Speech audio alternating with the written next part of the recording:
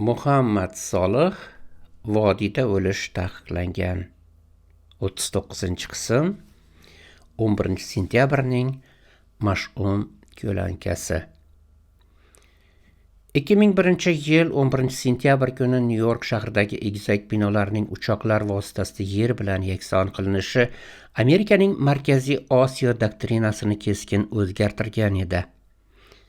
Radikal islom deb atalmish oqim bilan kurashish uchun Amerika Qo'shma Shtatlari bu oqimning o'zagi hisoblangan Afg'oniston va unga qo'shni davlatlar hududlarida yangi bir siyosat uyg'ulay boshladi.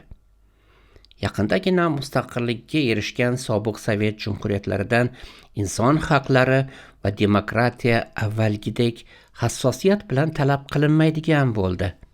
Terrorga qarshi kurash birinchi o'ringa chiqdi.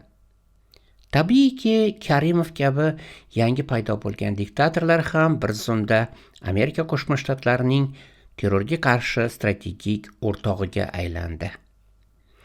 Pragada hibsga olinganimda Avstriyada rasmiy ziyoratda bo'lgan Islom Karimov televideniyega chiqib, "Mana Solih qo'lga tushdi, yaqinda Toshkentda butun qilmishlari uchun javob beradi" der ekan.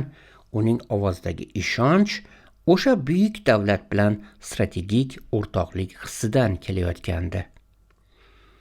Praga hibsidan keyin bir hafta davomida Ichki ishlar vazirligi va Milliy xavfsizlik xizmati xodimlari bayram qilganini, Norvegiyadagi siyosiy qochqin Evgeniy Dyakonov aytganiday, ko'kragini g'ildirakday qilib g'o'ddayib yurganini ko'plar biladi.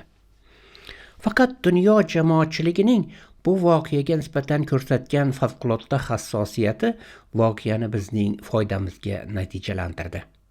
Buni Karimov ham, uning mutaffiqlari ham kutmagan edi. Ularning kutmaganligini men bir necha yil o'tib, o'sha paytdagi Bush iqtidoriga yaqin bir amerikalikdan shaxsan eshitdim. Uning aytishicha, Karimov Pentagon generallarining Afg'oniston uchun harbiy bazalarga joy berish evaziga bir narsani so'ragan. Muhammad Solihni Amerika Qo'shma Shtatlari hududiga kiritmaslik va uni siyosiy murdaga aylantirishni iltimos qilgan. Generallar Bush hukumatiga bu iltimosni qabul qildirganki, 2005-yil Andijon voqealariga qadar Amerika Qo'shma Shtatlari menga viza bermadi.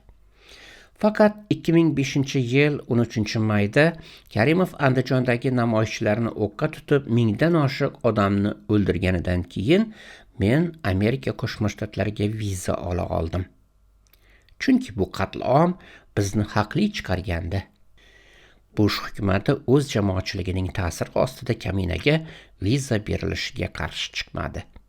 Faqat super davlatning bu saxiyligi Amerika bazalarining Xonoboddan quvib chiqarilishiga sabab bo'ldi. Davraga yana Pentagon generallari kirdi.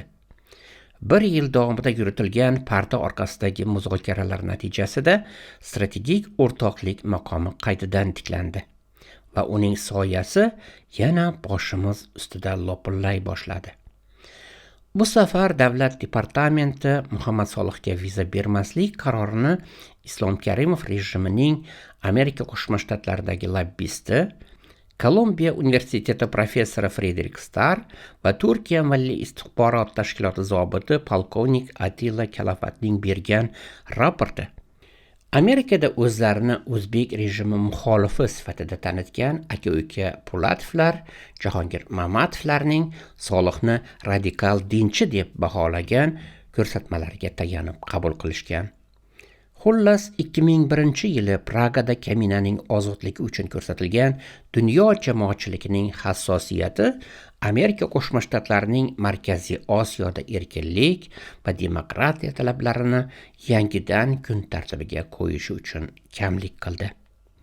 Diktator Karimov O'zbekistonda avvalgiday davlat terrorini davom ettirdi va hech kim uning mushugiga pisht demadi. Siz Muhammad Solihning vodiyda o'lish taqiqlangan audio kitobi 39-qismini tingladingiz. Davomi bor.